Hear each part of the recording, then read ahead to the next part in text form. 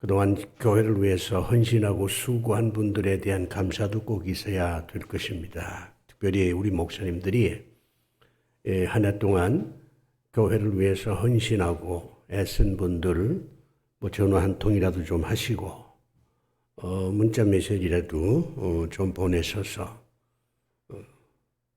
교회를 섬긴 그 정성에 대한 우리 목사님들의 감사를 좀 표시해 주면 좋지 않겠나 그런 생각이 들어요.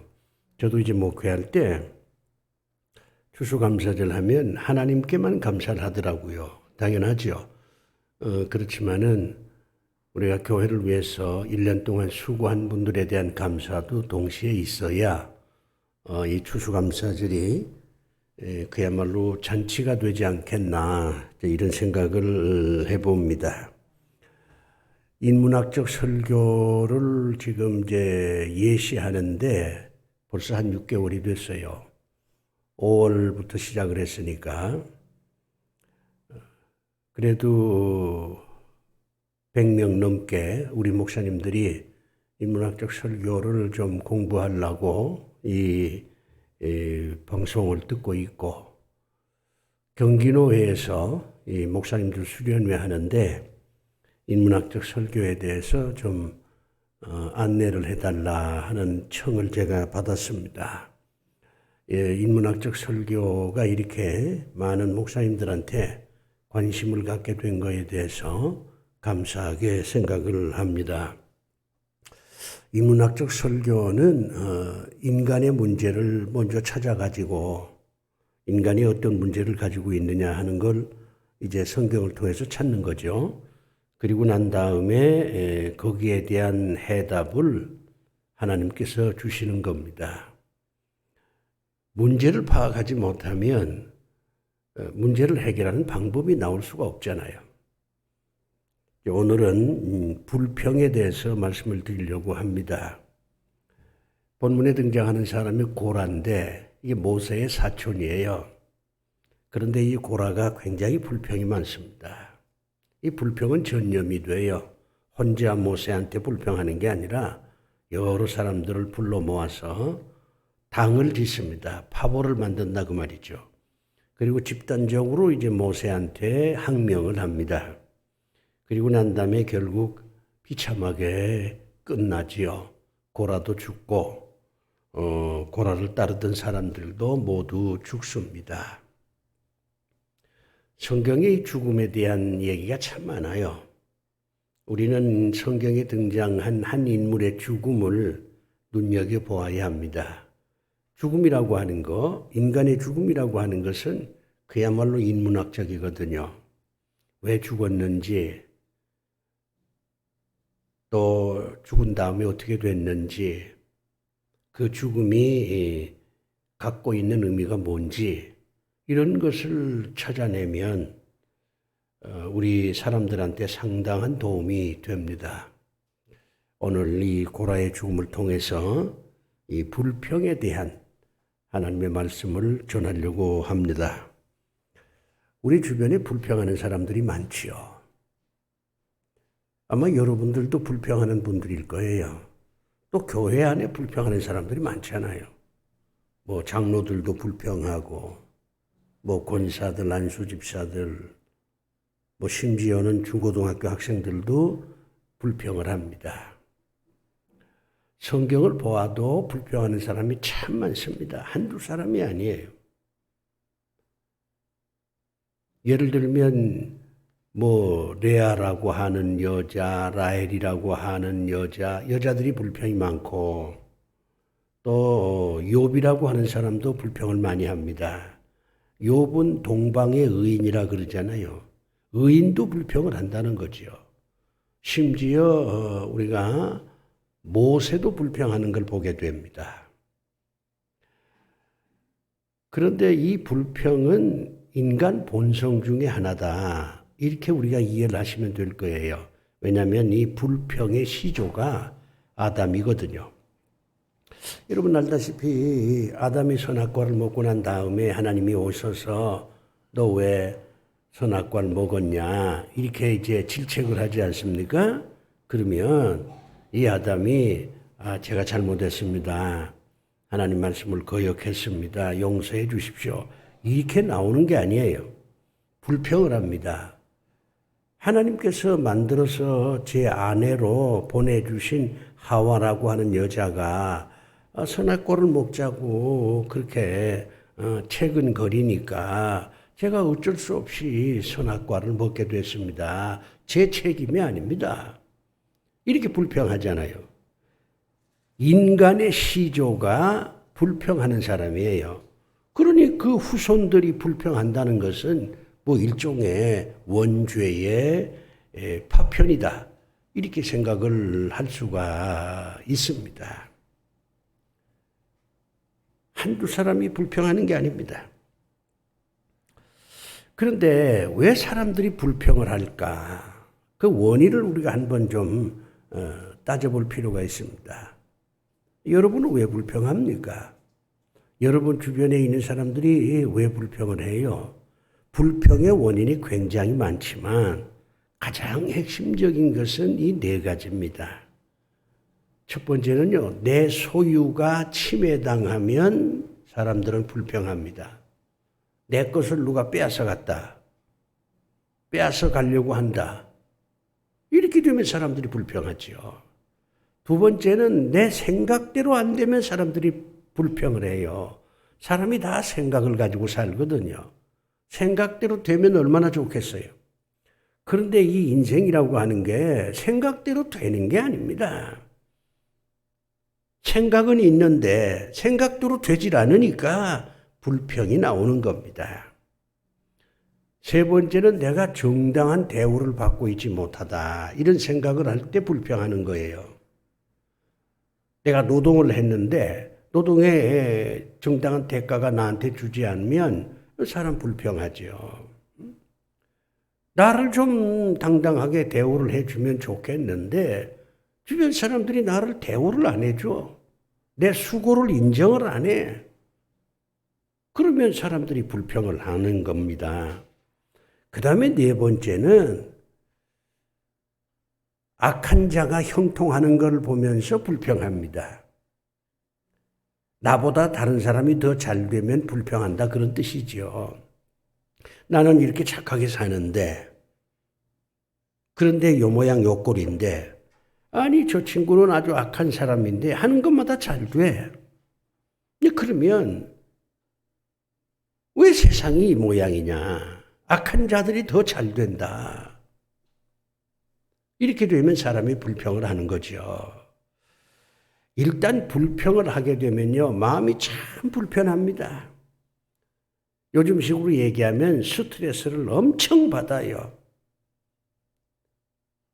그래서 이 불평을 해소하지 못하면 이게 정신적으로 여러 가지 리스크가 옵니다. 그래서 사람들은 그걸 풀어야 된다고 얘기하죠. 불평을 감추지 말고 속에 숨겨두지 말고 터뜨리라는 거지요.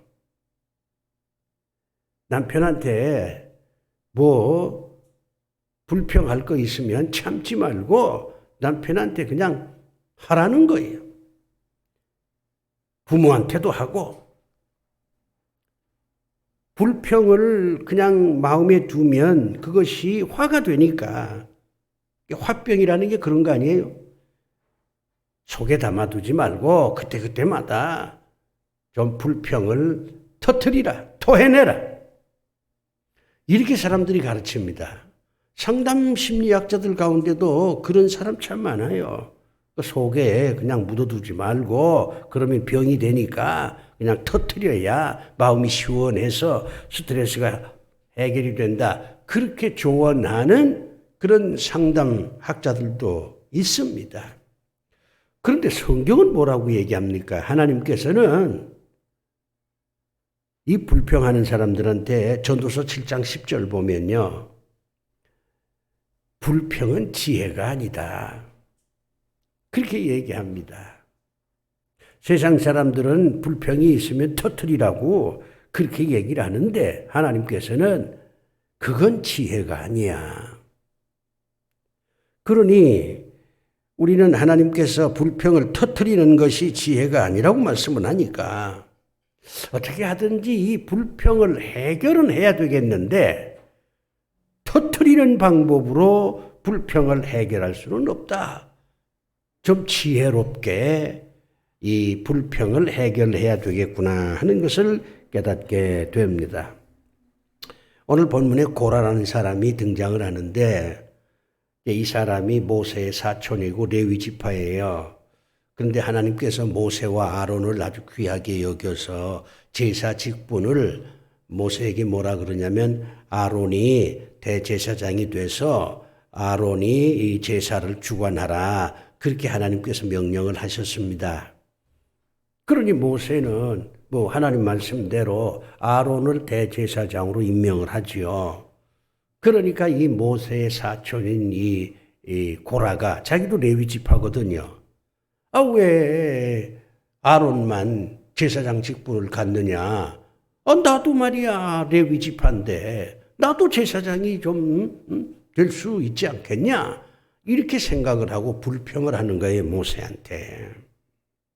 이 고라의 불평을 쭉 정리를 해보면 이 불평이 가지고 있는 문제점을 찾아낼 수 있습니다. 다시 말하면 불평을 하면 어떤 부정적인 결과가 생기느냐 하는 것을 하나님께서 보여주고 있는 거예요. 첫 번째 왜 이 불평이 가지고 있는 문제는 뭐냐면요. 불평으로 끝나지 않습니다. 불평은 분노로 발전하고 분노는 폭력으로 발전합니다. 그냥 불평으로 끝나면 그나마 다행이지요.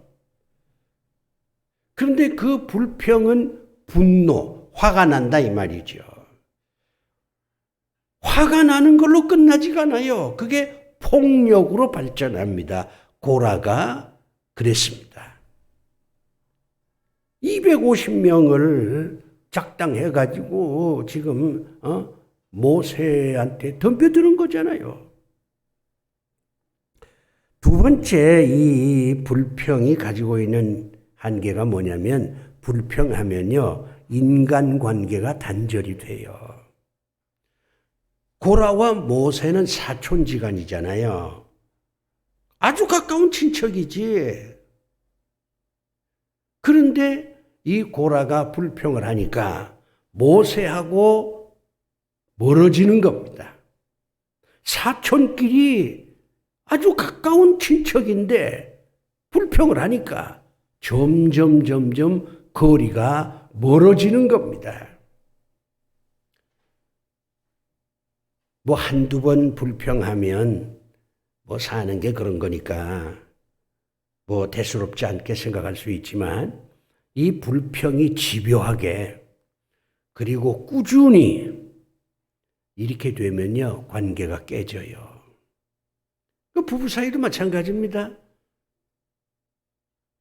부부끼리 얼마든지 불평할 수 있지요.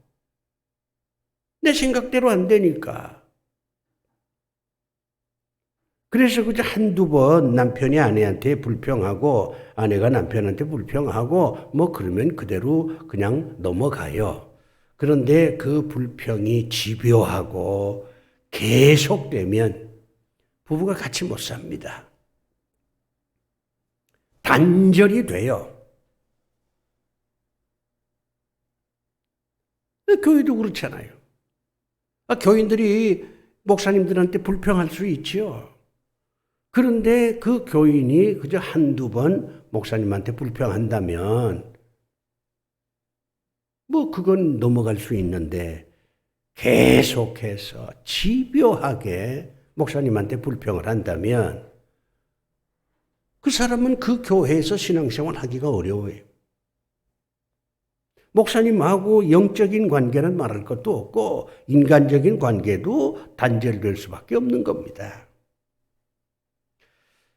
그 다음에 세 번째 이게 치명적인 건데 불평을 하다 보면요 우리 신앙인들은 나중에는 하나님까지 원망해요. 하나님까지. 고라가 결국 하나님까지 원망하잖아요. 왜 제사장의 직분을 아론한테만 주느냐 그 말이에요. 하나님, 나도 레위인데, 레위의 후손인데 저도 좀 제사장 시켜주지. 왜 아론만 제사장 시켜줍니까? 이렇게 하나님께 덤벼드는 겁니다. 불신앙으로 가기가 쉬워요. 신앙이 병들어.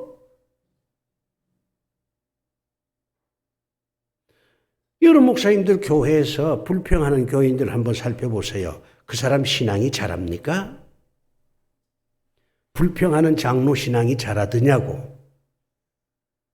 잘하지 않아요. 그리고 점점 믿음이 떨어져. 나중에는 신앙을 가진 장로인지 신앙을 갖지 못한 장로인지 이게 구분이 안 돼. 불평하다 보면 마지막에는 하나님한테 덤벼듭니다. 하나님을 불신하게 되고 그래서 신앙적인 병이 들게 되는 겁니다. 이렇게 불평이라는 게 참 무서운 겁니다. 그래서 불평하지 말라. 하나님께서 불평하는 건 지혜가 아니다. 그렇게 말씀을 하는 겁니다.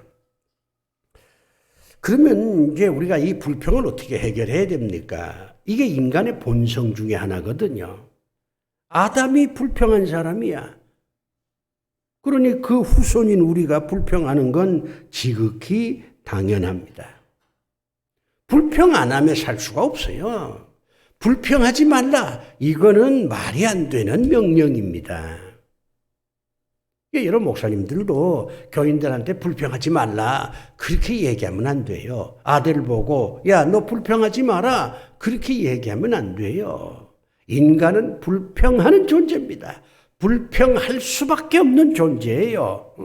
본성이 그런데 불평하지 말라 이렇게 얘기하면 그게 소통이 되겠어요? 불가능한 것을 명령하는 것은 일종의 죄악입니다. 그러니 불평하지 말라 이렇게 얘기하기보다는 불평을 조절하고 통제하라 이렇게 가르쳐야 합니다.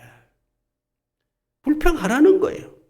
그러나 그 불평이 분노로, 폭력으로, 단절로, 불신앙으로 가지 않도록 조절하고 통제하는 지혜를 가져야 된다. 이렇게 가르치는 것이 가장 현실적이고 인문학적인 교훈입니다. 그러면 여러 목사님들이 궁금해하실 겁니다. 어떻게 불평을 조절하고 통제하느냐? 그게 가능하냐? 충분히 가능합니다. 제가 불평을 조절하고 통제하는 방법이라 그럴까요? 처방이라 그럴까? 교훈이라 그럴까? 그걸 4가지로 이제 말씀을 드리려고 합니다.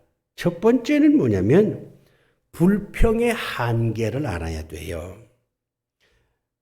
내가 불평한다고 다 해결되는 게 아니라는 걸 알아야 된다는 겁니다. 불평한다고 상황이 바뀝니까? 여러 목사님들이 이제 불평을 한번 해보셨을 텐데 불평한다고 상황이 바뀌어요? 안 바뀝니다. 불평의 한계를 우리가 깨달아야 돼요. 다시 말해서 불평한다고 문제가 근본적으로 해결되는 것은 아니다. 저는 근본적이라는 말을 지금 강조하고 있습니다.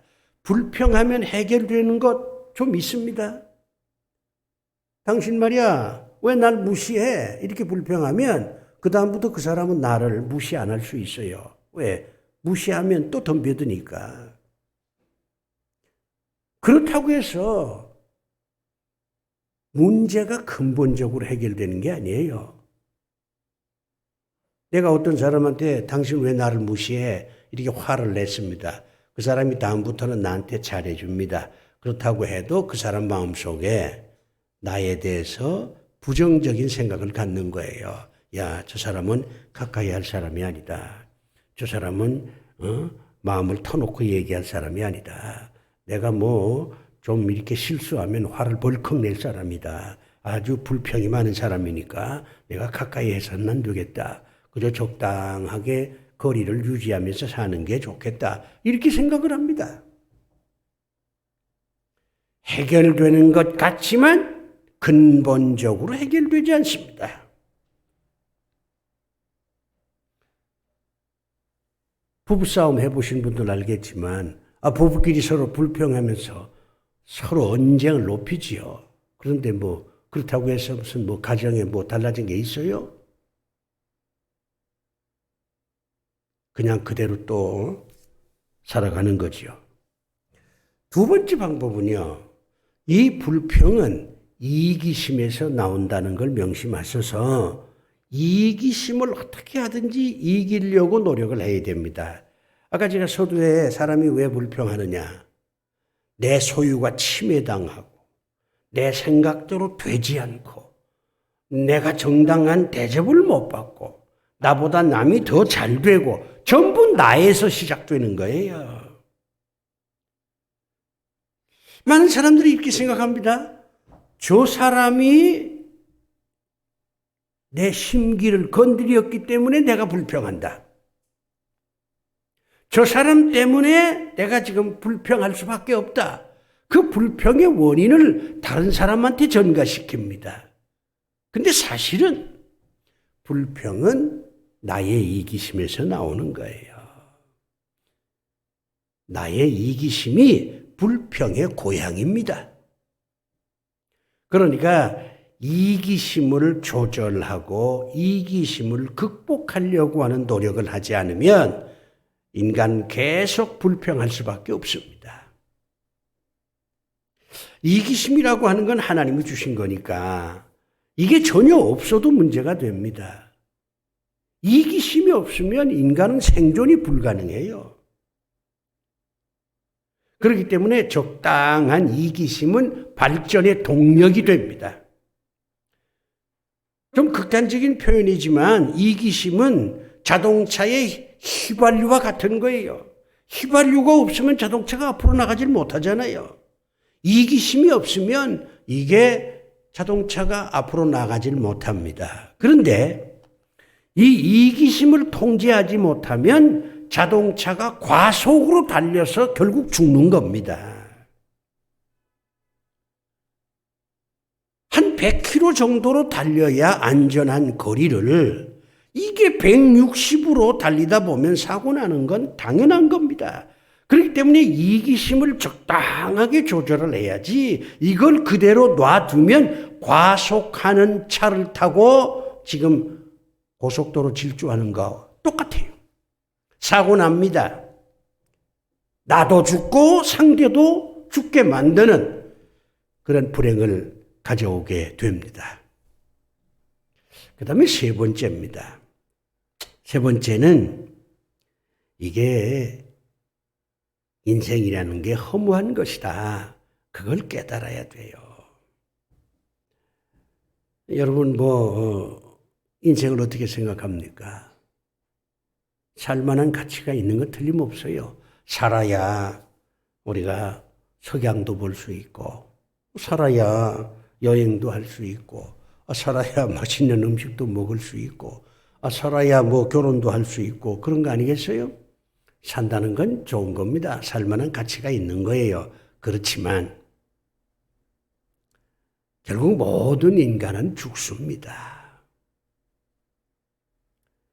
이 인생이라고 하는 건요. 제가 이제 지금 78인데 제가 경험해 보니까 얻는 과정이 있습니다.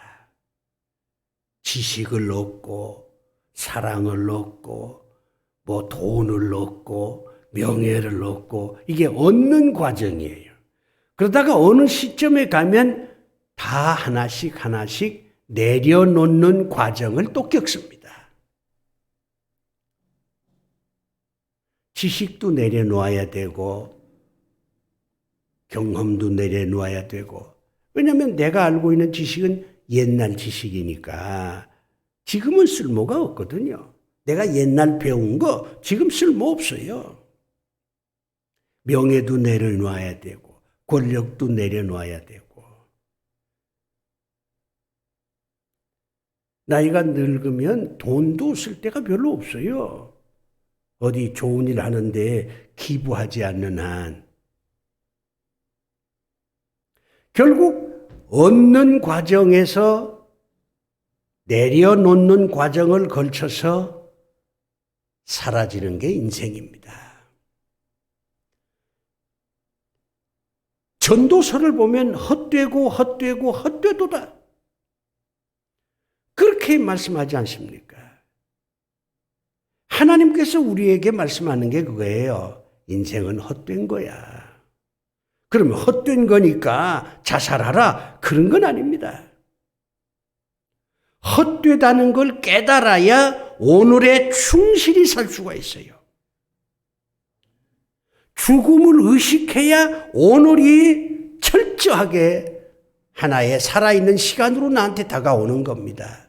내가 천년 만년 살 것 같다 이런 생각이 들면 오늘이라고 하는 시간은 나한테 절실하게 다가오질 않아요. 그런데 내가 10년 후에 5년 후에 언젠간 죽는다. 끝이 있다. 이렇게 생각하면 오늘 내가 있는 이 살아있는 시간은 그야말로 나한테 절실하게 다가오는 거죠. 헬라어로 표현하면 그게 카이로스의 시간이 된다는 겁니다. 허물을 아는 게 지혜입니다. 허무하니까 포기하자 이게 아니라 허무하니까 최선을 다하자. 불평을 해봐야 별로 얻어지는 게 없다 이렇게 생각하면요. 불평을 하려고 하지 않게 됩니다. 내가 불평한다고 뭐 상황이 바뀌는 것도 아니고 내가 불평한다고 해서 뭐 나한테 더 좋은 것이 주어지는 것도 아니고 괜히 그냥 남 괴롭게 만들고 적당히 불평해야지. 이게 집요하게 지속적으로 불평하는 것은 상대도 망가지고 나도 망가지는 것이다. 뭐 허무한 인생인데 너도 허무한 인생을 살고 나도 허무한 인생을 사는데 굳이 그렇게 불평하면서 서로 불편하게 살 필요가 뭐 있겠느냐. 이런 깨달음이 주어지는 겁니다. 그 다음에 이제 가장 중요한 게 있습니다. 감사하는 마음을 가지려고 노력을 해야 됩니다. 행복은 소유에 있지 않고 감사하는 마음에 있습니다. 아무리 많은 걸 가져도 감사하는 마음이 없으면 그 사람 행복해질 수가 없어요. 성경에 이런 표현 참 많지요. 로마서 12장 22절 이하에 보면 바울이 새 마음을 품으라. 새 마음이 뭐냐? 감사하는 마음이라. 전 그렇게 해석을 합니다. 빌립보서 2장 5절 말씀 보면 그리스도의 마음을 가지라. 예수님의 마음이 뭐예요? 감사하는 마음이지. 예수님 그렇게 고생하며 살았지만 하나님께 뭐 불평한 적 있습니까? 없어요. 주변 사람들한테 불평한 적 없어요. 베드로가 주님을 배신해도 주님이 베드로 찾아가서 불평하지 않았습니다. 그냥 물었어요. 아직도 내가 나를 사랑하느냐? 그리스도의 마음이 정말 중요하다는 겁니다.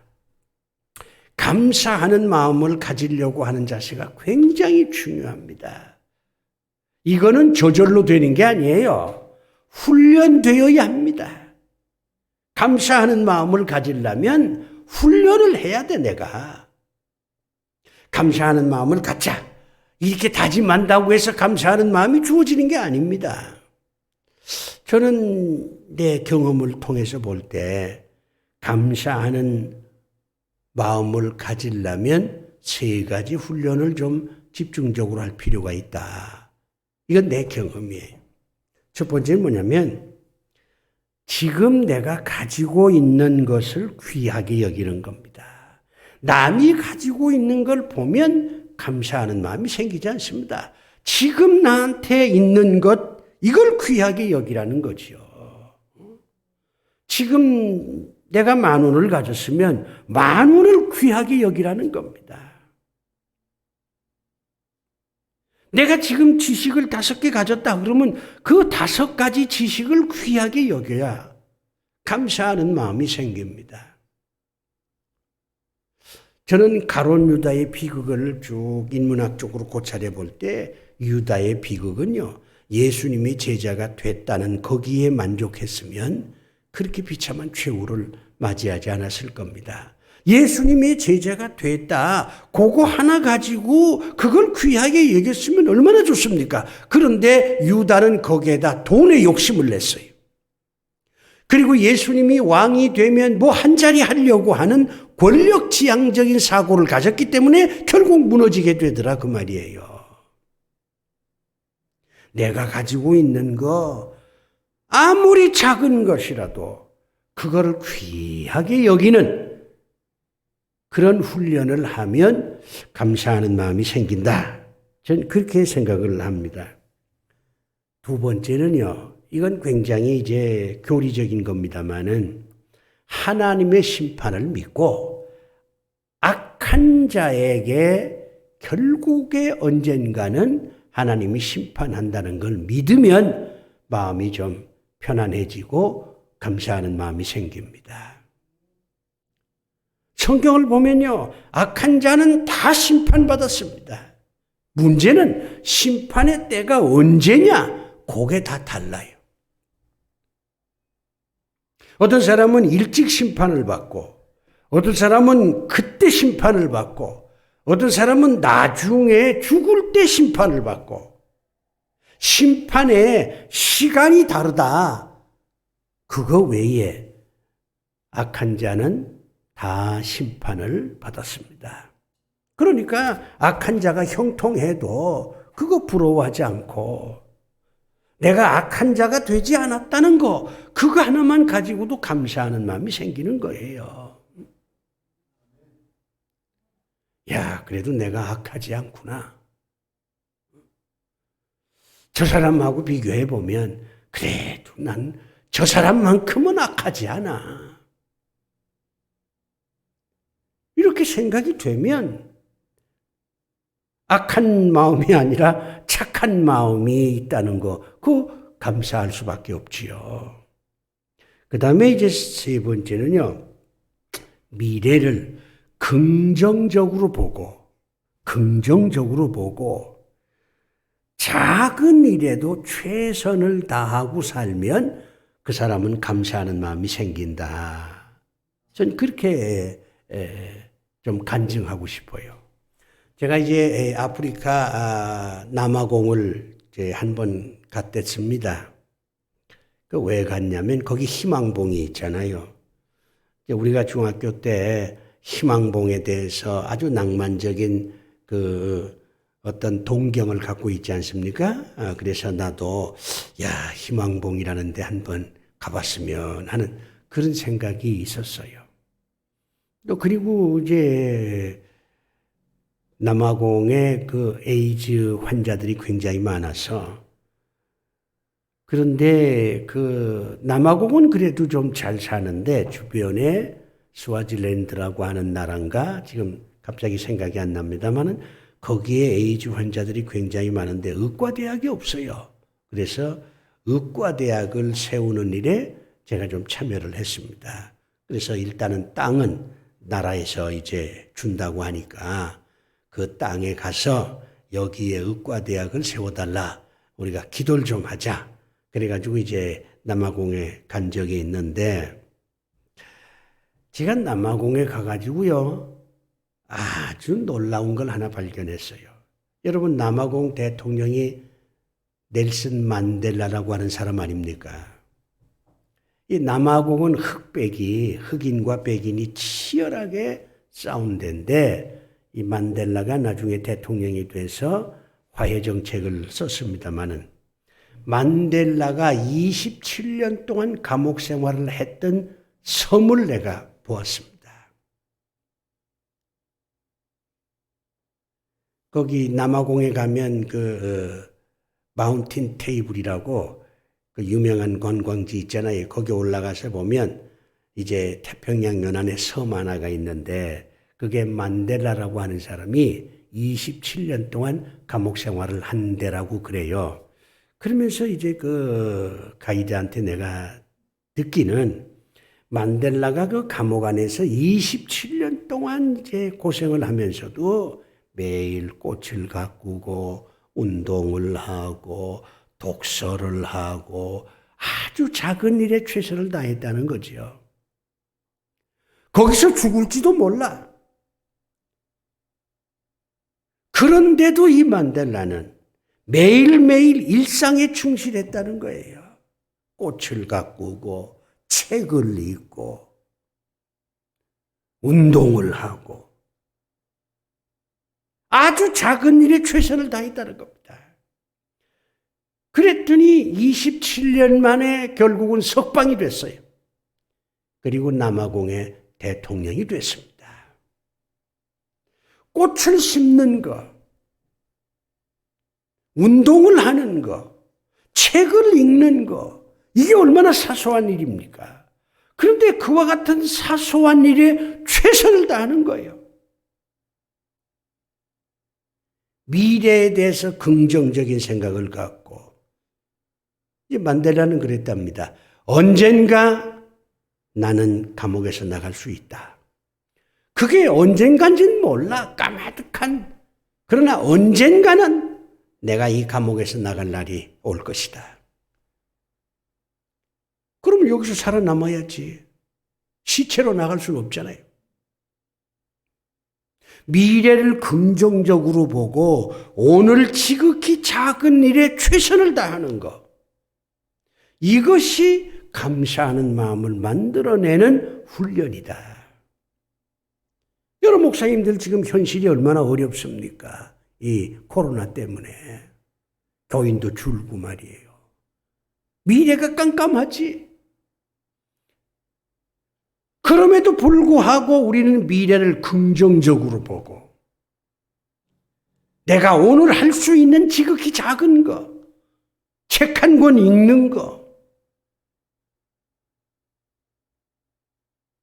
운동하는 거, 성전들에서 꽃씨를 뿌리는 거, 이게 의미가 있는 거예요. 이 작은 일에 최선을 다하면 그런 마음이 우리를 훈훈하게 해서 어려운 상황 속에서도 감사하는 마음이 생긴다.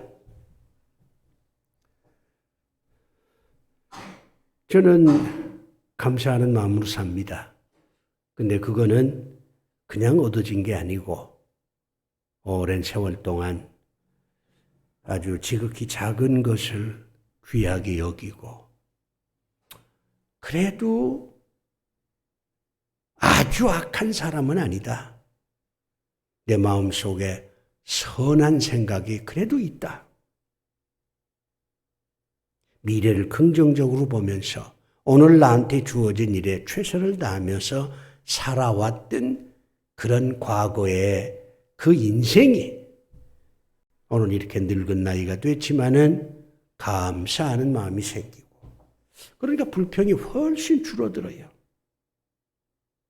사랑하는 우리 목사님들, 불평할 수밖에 없습니다. 저는 여러분에게 불평하지 말라고 얘기하지 않습니다. 그러나 불평을 조절하고 통제하셔야 됩니다. 계속 불평만 하다 보면 여러분은 고라처럼 됩니다. 오늘 이 본문을 통해서 이 고라의 비극을 통해서 불평은 하되 불평을 조절하고 통제하는 그런 지혜가 있어야 되겠구나 하는 것을 깨닫게 된다면 사역하는데 큰 도움이 되리라고 믿습니다. 기도합시다. 아버지 하나님, 고라의 비극을 통해서 불평이 지혜가 아니라는 하나님의 말씀을 다시 한번 깨닫습니다. 원하옵기는 불평할 수 없는 연약함이 우리에게 있지만 그 불평을 조절하고 통제하는 지혜를 저희들에게 허락하셔서 불평을 넘어 감사의 삶을 사는 저희들 되도록 도와 주시옵소서. 우리 목사님들 힘들게 사역하고 있습니다. 불평할 수밖에 없습니다. 하오나 하나님께서 우리 사랑하는 목회자들 그 마음을 어루만져 주셔서 불평을 넘어 감사의 마음으로 더 사역에 매진할 수 있도록 은혜를 베풀어 주시옵소서.